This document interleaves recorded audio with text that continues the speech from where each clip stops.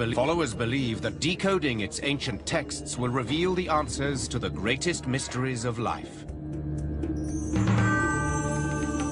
In the 21st century, celebrities including Madonna and Britney Spears have taken up a modern interpretation of the practice. Yet the spread of Kabbalah has resulted in controversy. Strict adherents warn that observance of this mystical rite conceals hidden perils. Throughout history, its followers have written in code in order to protect Kabbalah's secrets. How many levels of understanding are there? Maybe infinite. So the more you have to decode the past to decode the text, the more mystical it is, the harder it is to decode.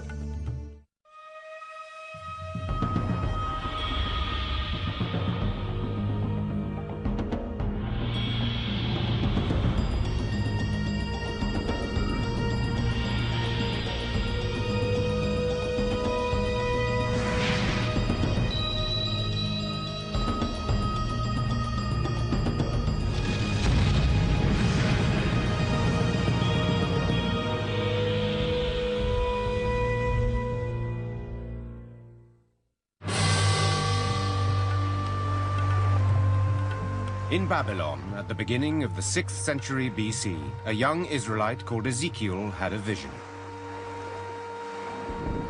As I looked, behold, a stormy wind came out of the north, and fire flashing forth continually. And in the midst of the fire there was a throne. Sitting on the throne was a figure that looked like a man. Ezekiel thought he had peered into heaven and seen God seated on his throne. The vision captivated a group of Jewish mystics. They hoped that by studying the image, they would one day see God for themselves and become one with the divine. Jews who are seeking a mystical experience will try to reimagine what Ezekiel experienced. So it becomes the model for Jewish mystical ascent, really until the emergence of Kabbalah. In the 2nd century, the Roman Empire controlled the land that is now Israel. Jews who practiced their faith openly were either executed or exiled. It was during this dark time that many Jews turned to mysticism to help them understand God's purpose for them. Rabbi Shimon bar Yochai was one of them. Rabbi Shimon was a great advocate of the people of Israel and taught that Israel has a special intimacy with God. And he fled from the Romans who sought to execute him because of anti-Roman statements he had made. According to the ancient texts, Bar Yochai hid from the Romans for 13 years in this cave in Pekaim, in Israel. Here, in seclusion, Bar Yochai meditated on God and the universe using the Torah, the body of Hebrew scripture, as his guide. His piety made him one of the salient figures in Kabbalah's history. In emulation of Bar Yochai, other small groups of Jewish mystics began to experiment with Hermetic rites to achieve a deeper understanding of God. Since God wasn't coming to them, they were going to where God was. So they wanted some kind of experience of the divine. They used certain meditative techniques that worked them up into an autosuggestive hypnotic trance.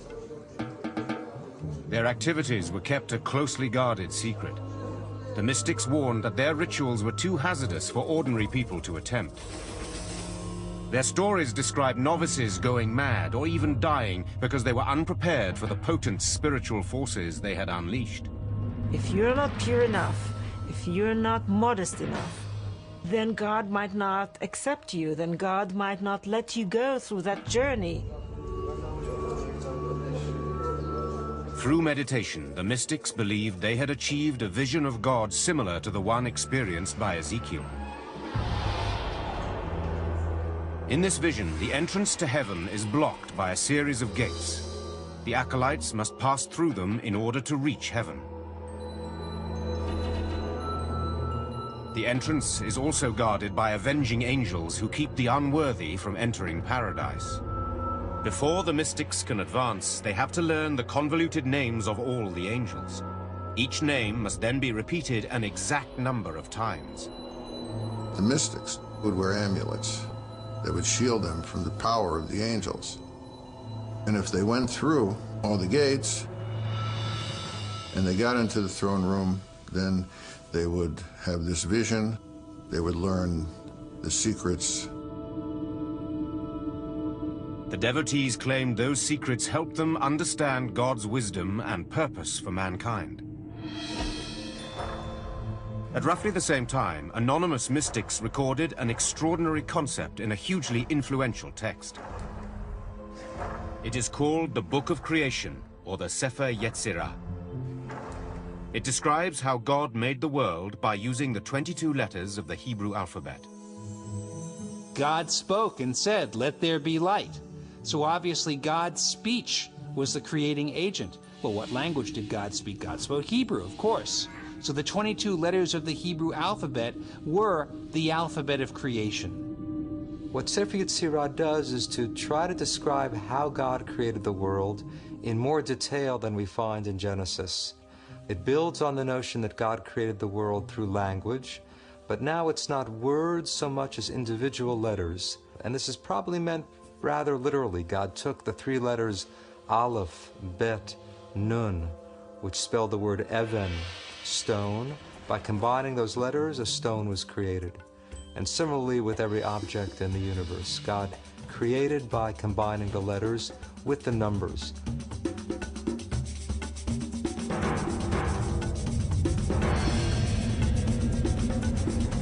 Rabbis believed the teachings of the Sefer Yetzirah were too powerful for ordinary folk to experience, and they were kept hidden from view. The Book of Revelations remained concealed for hundreds of years.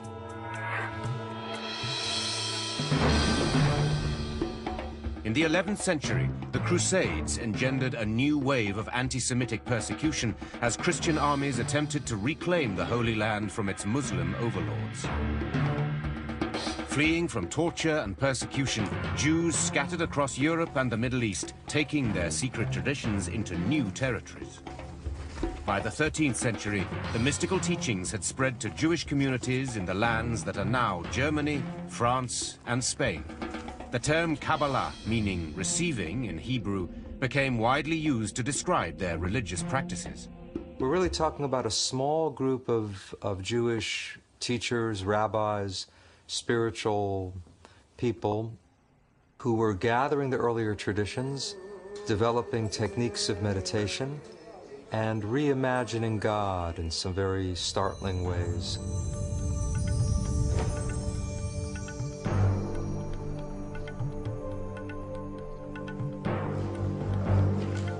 One of the most significant events in the history of the movement occurred about 1280, when a Spanish rabbi claimed to have discovered yet another mysterious text. This soon became the single most important book in Kabbalah. It is called the Zohar, meaning radiance or splendor in Hebrew. It's really the masterpiece of Kabbalah. The ideas of the Zohar are very radical and very startling. Written predominantly in Aramaic, its pages are crammed with arcane symbolism and highly erotic language. By arousal below, there is similarly arousal above. Male and female unite, desire prevails, worlds are blessed, and above and below are in joy. To this day, the identity of the author of the Zohar remains unknown. Many Kabbalists believe that Rabbi Shimon Bar Yochai received divine inspiration to write the Zohar while living in his cave during the 2nd century. Others suspect that the manuscript was written 1,000 years later, possibly by a Spanish Kabbalist or perhaps by a group of radical rabbis. It's in a way written by someone in Aramaic who didn't really know Aramaic that well. And you also strangely find words in medieval Portuguese and Spanish in the Zohar.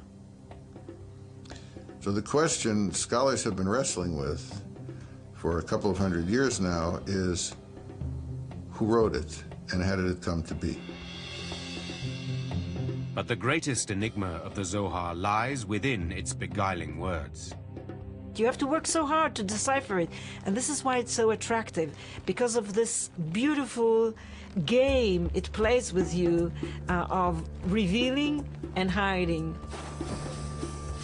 Decoding these intricate passages promises a greater understanding of God and his relationship with humankind.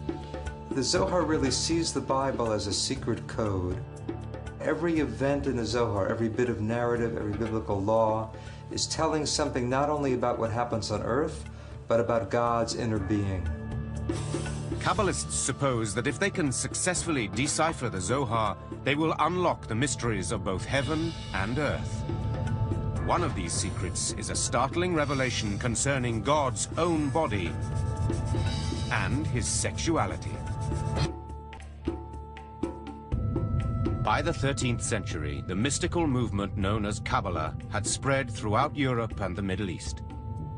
Yet even though the number of Jews studying the texts grew accordingly, its secrets remained successfully hidden.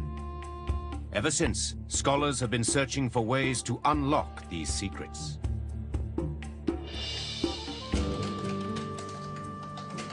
In Berkeley, California, Daniel Mack works, surrounded by copies of the Zohar, the most revered manuscript in Kabbalah. His bookshelves are filled with versions and commentaries in Aramaic, Hebrew, English, and French. They come from libraries all over the world. He hopes to complete the first English translation of the Zohar based on original Aramaic manuscripts. This ambitious work is the latest attempt to understand a book that has perplexed scholars for over 700 years. I don't want to ruin the mystery or the strange, cryptic quality of the Zohar, but I'm trying to make it accessible to a contemporary reader. The Zohar is perhaps the most difficult of all Jewish texts to translate. Most of its roughly 2,000 pages are in Aramaic, an obscure language that may have been used deliberately to further confound efforts to decipher it. On the surface, the Zohar is a novel which follows Rabbi Shimon Bar Yochai and a group of other rabbis on a journey through the Holy Land.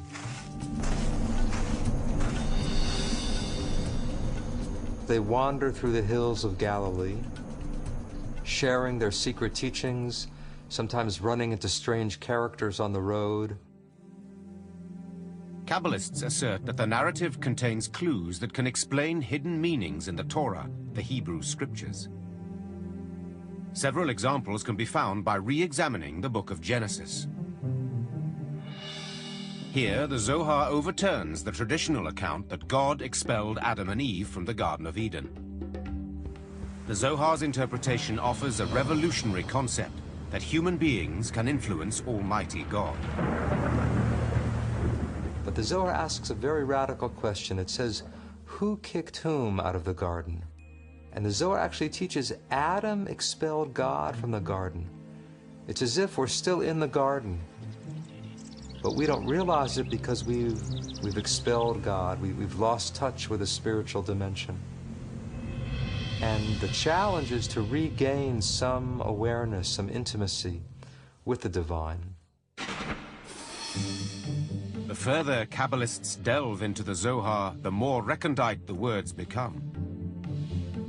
It has a very rich symbolic system. This is a deliberated means to keep the Zohar for the elite only. The writers probably thought that only those who are spiritual enough will be able to decipher it. The major symbolic code found in the Zohar is that of the 10 aspects of God's personality, the 10 Sephirot. One popular interpretation shows these characteristics as a map of his body. Kabbalists believe that if they can understand the anatomy of the deity, then they can learn how his power operates. These ancient drawings show that God's body is similar to that of humans.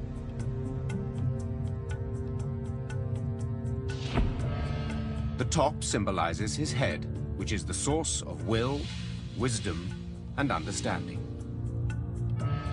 Below are symmetrically arranged organs and limbs, representing love, power, beauty, eternity, and splendor. The most controversial element of the diagram indicates sensuality. The ninth part of God, called the foundation, is the phallus, the procreative life force of the universe. But according to the Sephirot, he also has female components. The final element, often called Shekinah, is depicted as the feminine side of God. This image challenges the conventional worldview of a strictly masculine supreme deity. What we find for the first time is that this feminine aspect, the feminine consort of God, is divine and is part of the divinity. So to unite the male and female halves of God, this becomes the goal of the whole system of the Sephirot. And the Zohar describes that union in very graphic terms. There really is a romance within God and a sexual union, and that's a striking element of the Zohar, probably led to its wide appeal in some ways. This complex system supported the Kabbalist theory that human beings can affect divine action. Students of the Zohar believe that human actions can unite the masculine and feminine halves of God. How are the two halves of God united? Through human virtue, through loving one's neighbor, through helping the poor, through observing the Sabbath, through various interpersonal and ritual commandments, one brings together these two halves of God. You might say that this is how we actualize the divine potential in the world. The idea that God is dependent on man clashes headlong with traditional religion that sees God as omniscient and omnipotent. We, and this is, I think, an extraordinary idea of the Kabbalists, we have the ability, through the performance of sacred deeds, to nurture God, to influence God, to affect God, to be able to affect the divine disposition, which then will affect the flow down of divine grace to our world. But accordingly, the wickedness of humans can also create disorder. In this case, human misdeeds, human unethical conduct, human evil empowers the cosmic evil, or somehow ruins the harmony within God and stimulates evil in the universe. Another radical idea encrypted in the Zohar is that even a seemingly insignificant verse in the Hebrew scriptures can reveal how God feels and acts.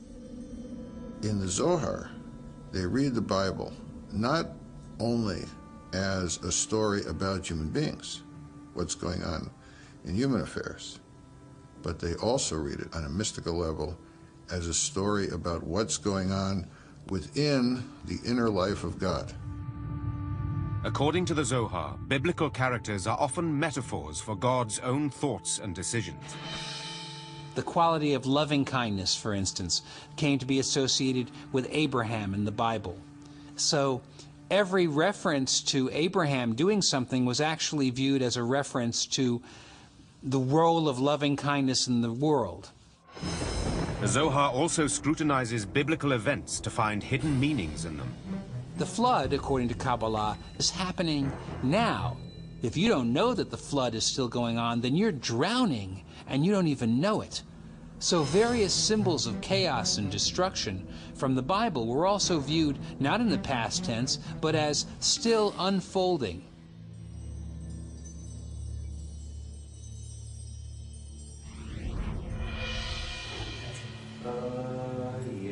While mystics continued to explore the secret codes of the Zohar, another 13th century Spanish Kabbalist was devising a new method for uniting the human self with the divine. Abraham Abulafia's technique involved intense meditation and a discipline not unlike yoga. His followers used precise hand and head movements to concentrate intently on letters of the Bible's Hebrew alphabet. The most ancient idea is that God has multiple names, and these names have power. Abulafia wanted to have a reading of the Bible according to which the entire Bible speaks solely about God, by transforming the normal Hebrew nouns and verbs into divine names. One of the divine names Abulafia employed was the 72-letter name taken from 3 verses in Exodus. When the letters in the verses were combined according to Abulafia's instructions, they spelled one of the clandestine names for God. Through focused meditation on these letters, Abulafia believed the human mind and God's mind would fuse into one.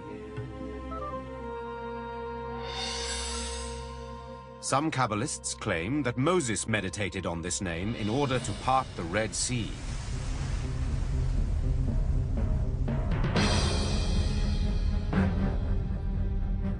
At the height of the Spanish Inquisition, King Ferdinand and Queen Isabella declared that all Jews must either convert to Christianity or be expelled. During 1492, over 100,000 Jews fled Spain.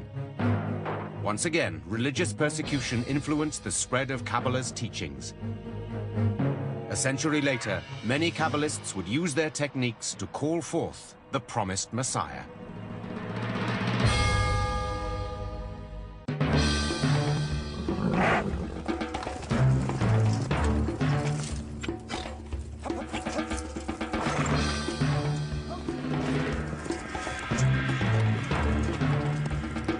In 1492, the Spanish Inquisition cast tens of thousands of Jews into exile. Many fled to the Holy Land.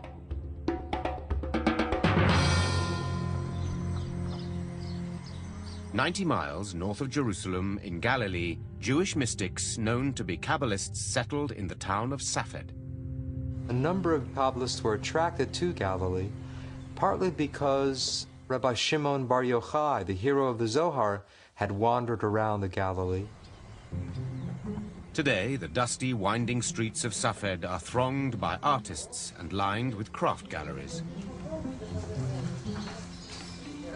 500 years ago, however, Kabbalists were sure that the Messiah would one day walk these streets.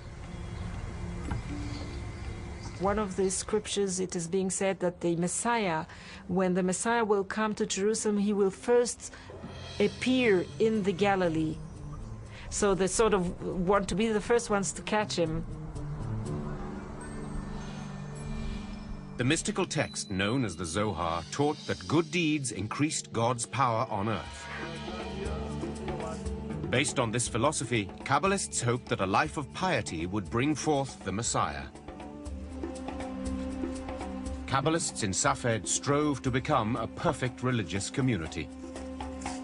The feeling was that people have to help God bring the Messiah. They have to be pure enough.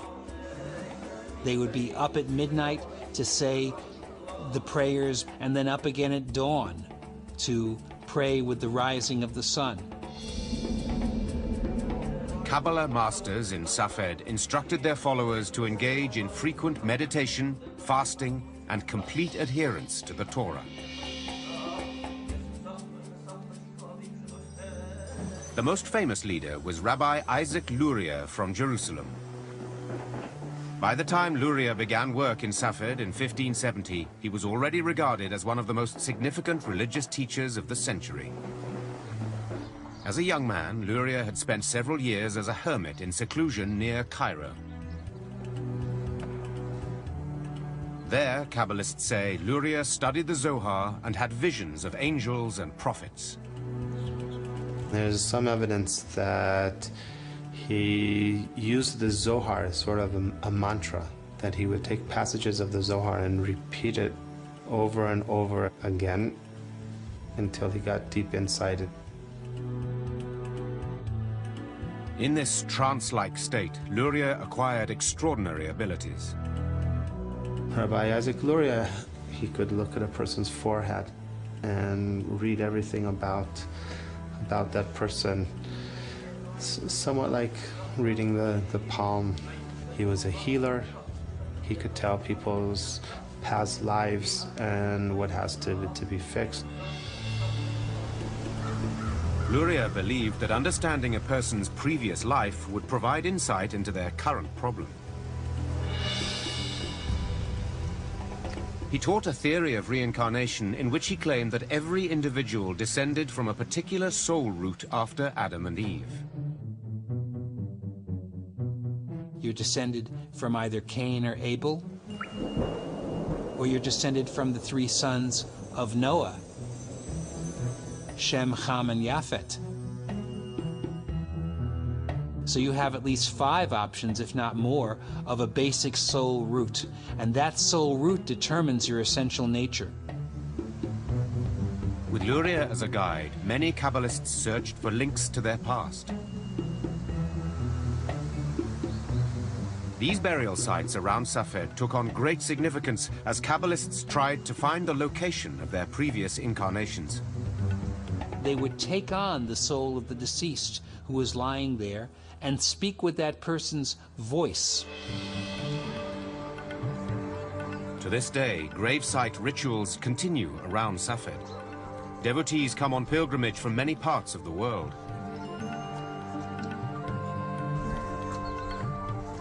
Here, followers gather at the tomb of Rabbi Shimon Bar Yochai. Some are practitioners of Luria's philosophy. One of Luria's main contributions to Kabbalah was a new concept of creation. The world only exists because God needed somebody to relate to, implying that God has some need for love, for relationship. Luria taught that the first act was not creation, but actually a withdrawal. God withdrew, you might say, in all directions from one central point, creating a kind of vacuum, an empty spot within God. According to Luria, the emptiness gave God room to create the world. He placed vessels in the void and began to fill them with divine light. In the process, he shattered several of the vessels. In this case, the creation of the world and catastrophe are tied together. You can't have creativity without destruction at the same time. Luria explained that sparks from the shattered vessels fell to earth. Everything God created contained one of these divine sparks. Human beings can reconstitute the fragments and reunite with God through good works. Our deeds can repair the upper world. And when all of those sparks are restored, then you have messianic redemption. In 1572, when Isaac Luria died of the plague, many Kabbalists feared his death was a punishment for revealing forbidden secrets. It's a blow to the expectations of redemption. After Safed sort of fades away gradually until the end of the century.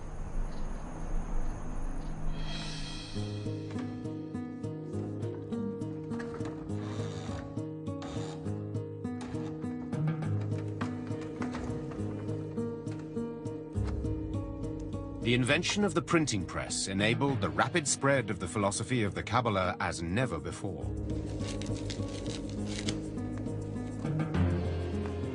By the time of Luria's death, bound copies of the Zohar, as well as copies of manuscripts written in Safed, were available to the general public.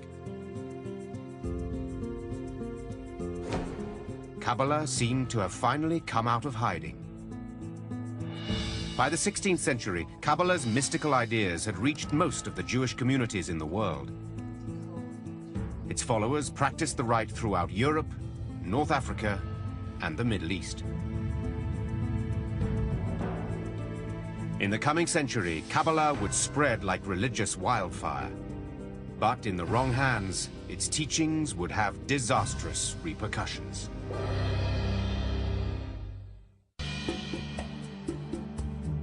The 16th century was marked by the unprecedented spread of the Jewish mystical tradition known as Kabbalah. It began when the Zohar and other metaphysical works were translated into Latin. Christian philosophers were eager to study Kabbalah and thought it might clarify some of the enigmas of their own faith. They're very much interested in Kabbalah, especially as the Zohar is perceived as a text that was written more or less in that period of Jesus Christ. Hence, they assume that there is an uncontaminated, pure Judaism of the time of Christ, which entails the truths of Christianity. This assumption was the foundation of what is often called Christian Kabbalah. Renaissance thinkers also used Kabbalah to better understand the works of Pythagoras and Plato, whose philosophical thinking mirrored certain aspects of Jewish mysticism. Some historians claim the philosopher Gottfried Leibniz, who invented calculus, and even Isaac Newton studied Kabbalistic ideas. I wouldn't assume that modern science is based on Kabbalah, but certainly the people who created modern science and modern philosophy, there was an interest in Kabbalah. Meanwhile, Kabbalah was also being studied by two men who would unwittingly cause one of the worst catastrophes in Kabbalah's history. Shabbatai Tzvi was born in what is now Izmir in Turkey in 1626. As a young man, Tzvi suffered from recurring nightmares about demonic attacks. He turned to the Zohar for explanation and solace. Shabbatai Tzvi was apparently a very gifted but very troubled young man who had reached a crisis by the age of 40. Scholars now conclude that Tzvi experienced alternating states of deep depression and manic euphoria. The climax came when he staged a mock marriage between himself and a scroll of the Torah. It was the nature of his affliction to periodically violate the commandments publicly and be thrown out of a community on a wave of scandal. Banished by several Jewish communities in the Ottoman Empire, Tzvi fled to Jerusalem, where he wandered through the streets intoning Kabbalistic chants. In 1665, Tzvi met Nathan of Gaza, a young man who was studying Kabbalah. They spent several weeks together traveling through what is now Israel. Over time, Nathan became convinced that Tzvi was the Messiah. He proclaimed to crowds of people that the Messiah had indeed arrived. The good news sped from synagogue to synagogue in the Ottoman Empire, and then it spread to Europe. By 1666, the entire Jewish world was captivated by the coming of the longed-for Messiah. Shabbatai Tzvi was a manic depressive, but a very charismatic manic depressive, and a lot of people gathered around him. Other people felt that the time was ripe. In fact, this might be what we've been waiting for.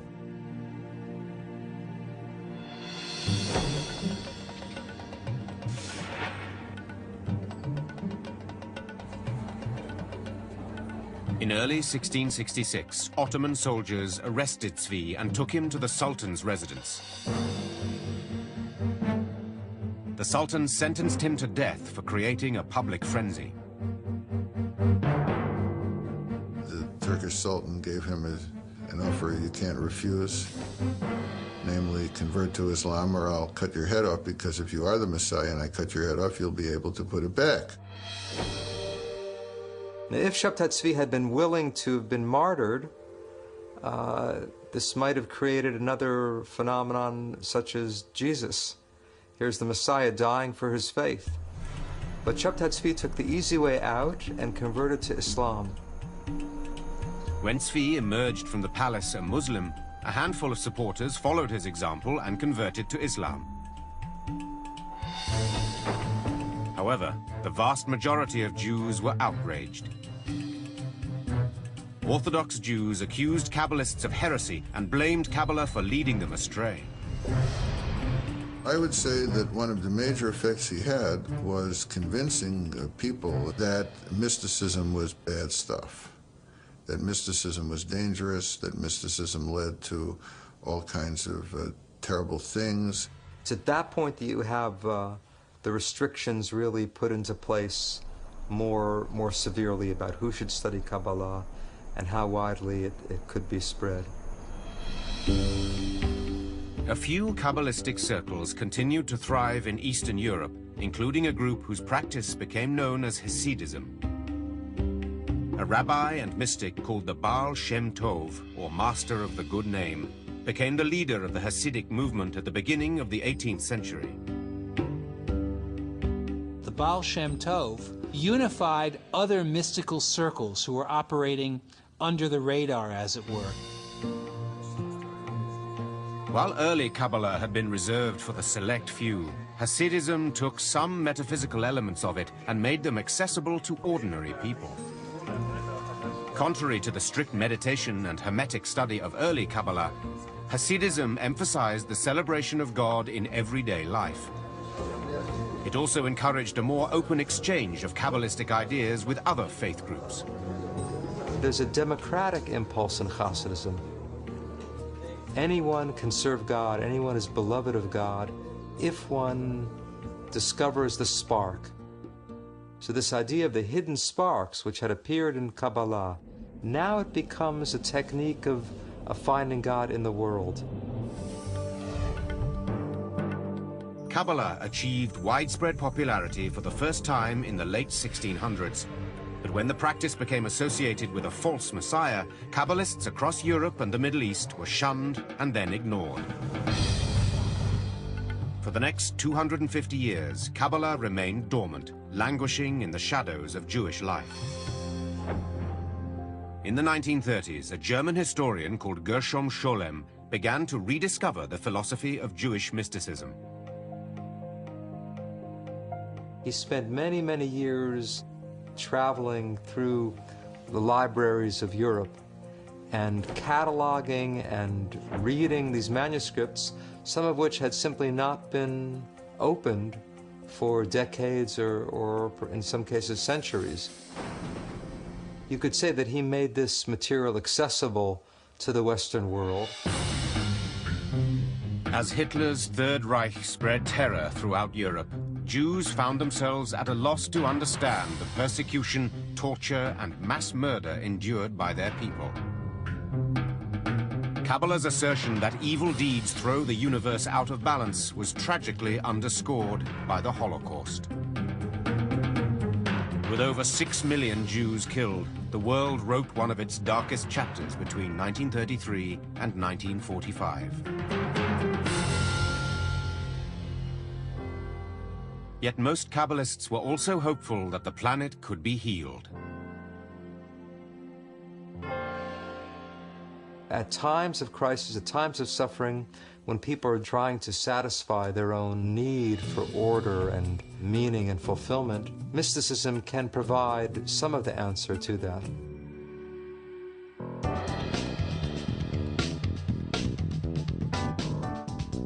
In the 1960s, the European and American counterculture explored new approaches to religion and spirituality.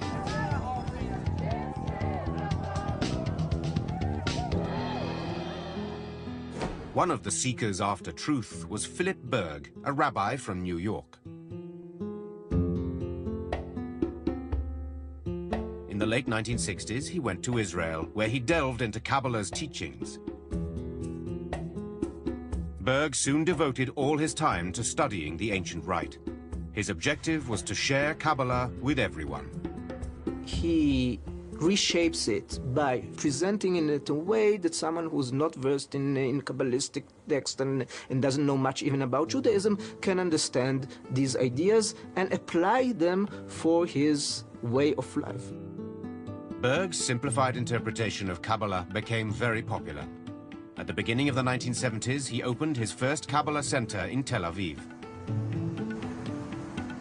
During the 1980s, Philip Berg and his family constructed a Kabbalah empire based in Los Angeles. Today, what's known as the Kabbalah Center has several million adherents and operates branches in nearly 100 cities, making it the largest Kabbalistic organization in the world.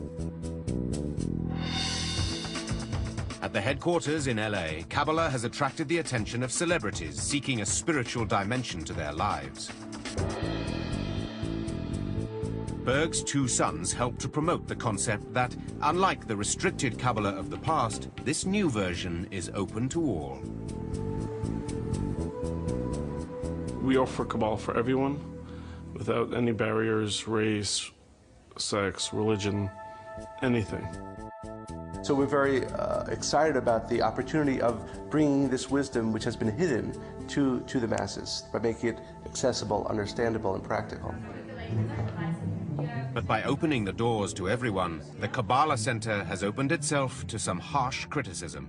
You have all of these Hollywood people jumping on the Kabbalah bandwagon, but many of them are not Jews and they're not observing Jewish law. Whether they're studying the real Kabbalah, I doubt it.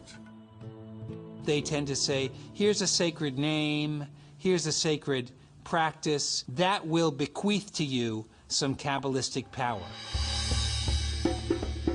The Kabbalah Center emphasizes the need to practice ancient rituals, such as meditating on the 72 names of God, and making pilgrimages to Kabbalistic sites in Israel, as Madonna did in 2004. A pop star called Madonna adopting Kabbalah, I think this is, in a nutshell, this is postmodern cult spirituality for you. It's really a match made in heaven between Kabbalah Center and Madonna. Wearing religious objects is also popular, such as tying a red string around the wrist to ward off evil influences. The practical Kabbalah, the world of amulets as it is today, is an aspect that they can touch, that they can read, that they can feel, that's physical. And these are all things for which theoretical Kabbalah doesn't touch them, doesn't reach them. New Kabbalah is study Kabbalah not in order to understand the universe, the secrets of the universe, but in order to find a practical way of making your life better. The decoding of Kabbalah has been a deeply mystical journey for many people for thousands of years, and the mission to control its secret knowledge continues to this day. I think there is a struggle of possession of Kabbalistic knowledge, who's in the possession of interpreting it and explaining its worth and significance to the modern world. Okay, you could have a thought and that can connect you to God. That's what Kabbalah is about. This true, serious, deep study of Kabbalah is going on and will continue. I'm sure that a lot of them who are not, the not sincere ones will, simply drop out sooner or later. So my whole preposition is... Many followers say that even with absolute dedication, it is impossible to discover all the hidden meanings within Kabbalah. But there's another whole level that the Kabbalists say. There's so many layers and levels of Kabbalah that you could take your whole life and you're still not going to finish learning the universe of Kabbalah. This ancient metaphysical body of wisdom will no doubt continue to reveal new marvels to the modern world. People search for new techniques and means and paths to make their lives spiritual. So I think as long as there will be humanity, there will be mysticism. It's something very ancient and something very immediate and contemporary at the same time. And I think that's what makes Kabbalah so intriguing, is that it's both new and ancient. There's questioning, why are we here in the world? There's questioning about the nature of God. And Kabbalah does promote and try to answer those questions.